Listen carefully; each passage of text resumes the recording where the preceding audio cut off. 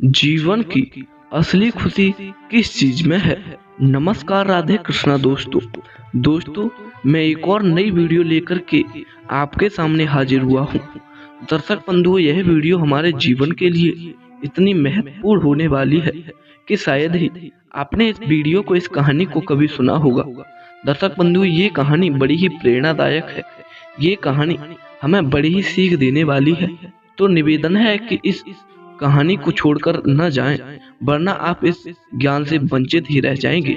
दर्शक बंधु, अभी तक आपने इस चैनल को सब्सक्राइब नहीं किया है तो सब्सक्राइब भी कर लेना और कमेंट में राधे कृष्णा जरूर लिख दें। आइए आपका कीमती समय न बर्बाद करते हुए इस छोटी सी कहानी की तरफ गौर करते हैं। यह कंजूस राजा की कहानी है, इसी की तरफ गौर करते हैं। दर्शक बंधु, एक बार की बात है। एक बार किसी राज्य पर एक राजा शासक करता था। दर्शक बंधु, लेकिन उस राजा से उस राज्य की प्रजा बहुत दुखी थी, क्योंकि वह जो राजा था वह बड़ा ही कंजूस था। वह हमेशा पैसे इकट्ठे करने में लगा रहता था। उसके महल में बहुत सारा सोना भरा हुआ था, सोने की मोहरें भरी हुई थी, मगर वह राजा जो था वह ना ही उस खजाने को प्रजा पर खर्च करता और ना ही खुद के ऊपर। दर्शक बंधु, उस गांव में बहुत लोग दुखी थे, क्योंकि उस गांव में पानी की व्यवस्था नहीं थी। लोग खेतों में सिंचाई करने के लिए पानी नहीं थी, इसीलिए फसल भी अच्छी नहीं हो पाती थी और सड़कों पर गड्ढे पड़े हुए थे। लोग सड़कों को देख देख करके बहुत दुखी हुआ करते थे, कहीं पर जाया भी नहीं पाया करते थे। दर्शक बंधु, लोग इसीलिए उस राजा से अत्यधिक दुखी आ चुके थे। इधर जो राजा था वह बड़ा ही खुश होता रहता था, क्योंकि वह सोचता था कि मैं बड़ा ही अमीर हूँ। मैं एक अमीर इंसान बनकर के आसपास के जितने भी राजा हैं उनसे ज्यादा अमीर बन जाऊंगा, उसके बाद मुझे असली खुशी मिलेगी। दर्शक बंधु, राजा ऐसा सोचता था कि मैं पैसा इकट्ठा कर लूंगा, उसके बाद मैं अमीर बन जाऊंगा तो मुझे असली खुशी मिलेगी। मगर दर्शक बंधु, असली खुशी पैसा इकट्ठा करने में नहीं है।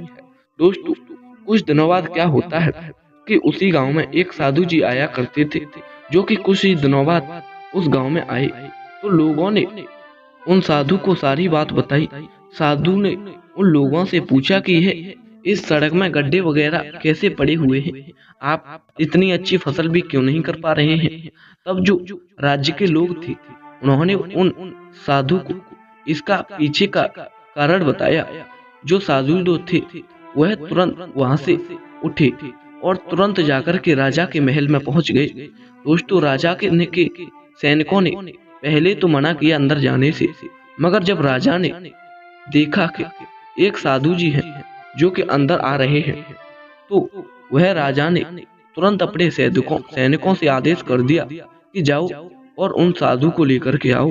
दर्शक बंधु, साधु उस राजा के पास में पहुंचे और साधु ने जाकर के राजा के महल में जैसे ही देखा तो महल पूरा सोने से भरा हुआ था।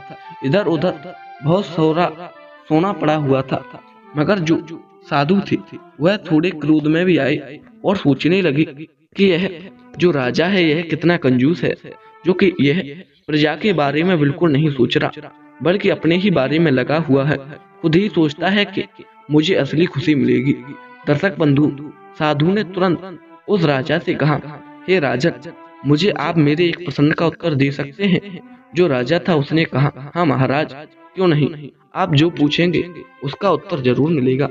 तो वह जो साधु जी थे उन्होंने कहा, महाराज ये बताइए कि आप यह पैसा इकट्ठा करने में लगे हैं, एकत्रित करने में लगे हैं, इसका क्या मतलब है। जो राजा था वह कहने लगा, महाराज देखो, मैं पैसा एकत्र करके आसपास के सभी राजाओं से ज्यादा अमीर बनना चाहता हूँ, तब मुझे असली खुशी मिलेगी, मेरा नाम होगा। दोस्तों, अब तो जो साधु थे वह कहने लगे, राजन मेरी बात ध्यान से सुनो। तुम सोच रहे हो कि पैसा एकत्र करने के बाद अमीर बनने से असली खुशी मिलती है, मगर ऐसा नहीं है। हमें गरीब लोगों का दान करने से, भला करने से सुख शांति मिलती है, असली खुशी मिलती है। और जितना हम गरीबों को दान करते हैं उतने ही हम अमीर बनते जाते हैं, तब हमें असली खुशी मिलती है। हमें कभी पैसा एकत्र करने से असली खुशी नहीं मिलती। दोस्तों, जो राजा था वह साधु की बात सुनकर के थोड़ा आश्चर्यचकित में तो हुआ, मगर वह जो राजा था वह कहने लगा, महाराज आप कहना क्या चाहते हैं, मुझे विस्तार से समझाइए। तो वह जो साधु थे वह कहने लगे, देखो मेरी बात सुनो, यह तुम्हारी प्रजा में सड़कों में गड्ढे पड़े हुए हैं और पानी की भी व्यवस्था नहीं है। तुम्हारे राज्य में कोई सुख शांति नहीं है।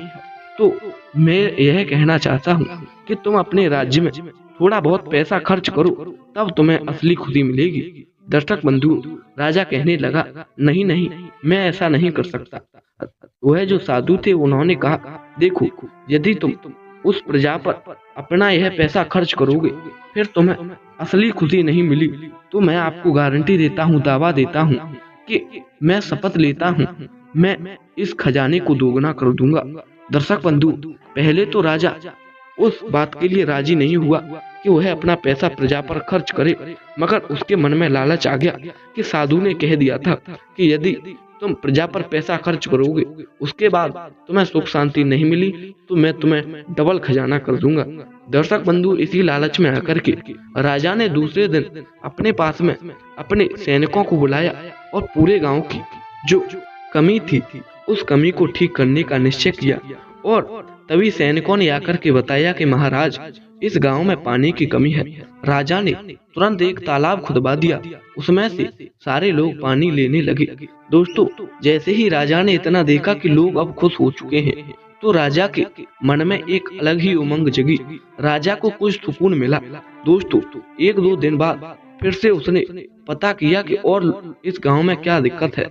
लोगों ने बताया कि इस गांव में सड़कों में गड्ढे पड़े हुए हैं, लोग इधर से उधर नहीं जा पा रहे। तो राजा ने तुरंत मजदूरों द्वारा उन सड़कों को सही करवाया। उसके बाद लोगों को एक असली खुशी मिली। उसके बाद वह जो राजा था उसके मन में भी एक अलग उमंग जग उठी और वह कुछ सोचने लगा था कि हाँ, वह साधु सही कह रहे थे।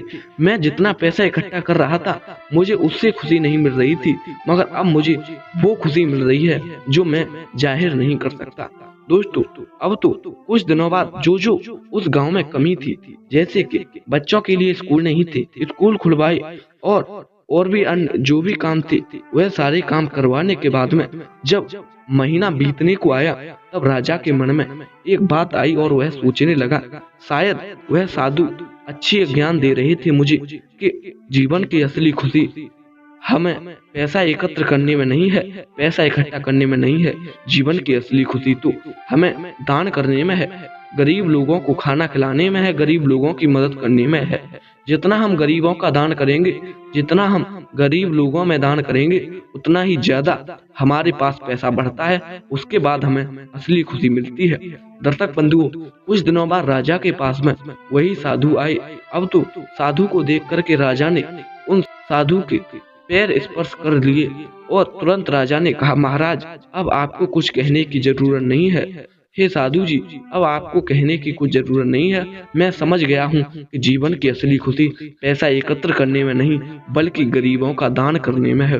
दर्शक बंधुओं, अब तो जो राजा था वह बहुत खुश हो गया और उन साधु को भी एक अच्छा इनाम देकर के उन्हें विदा किया। दर्शक बंधु, इधर गांव के लोग भी उस राजा की प्रशंसा करने लगे, कहने लगे, यह राजा बहुत ही दयालु है, यह राजा बहुत ही अच्छा राजा है। अब वह साधु भी उस राजा को राजा कहने लायक बताने लगे। दर्शक बंधु, इस कहानी से हमें बहुत बड़ी सीख मिलती है कि हमें अपने जीवन में पैसा एकत्र करने में वो खुशी नहीं मिलती जो कि दूसरों को दान करने में मिलती है। दोस्तों, यदि आपने भी किसी को कुछ दान किया होगा उसके बाद में भी आपको एक अलग खुशी मिलती है, वही होती है हमारी असली खुशी। और जितना हम दान करेंगे उतना ही हमारे पास पैसा बढ़ेगा, कम नहीं होगा। दर्शक बंधु, उम्मीद करता हूँ आपको यह कहानी, यह वीडियो जरूर पसंद आई होगी।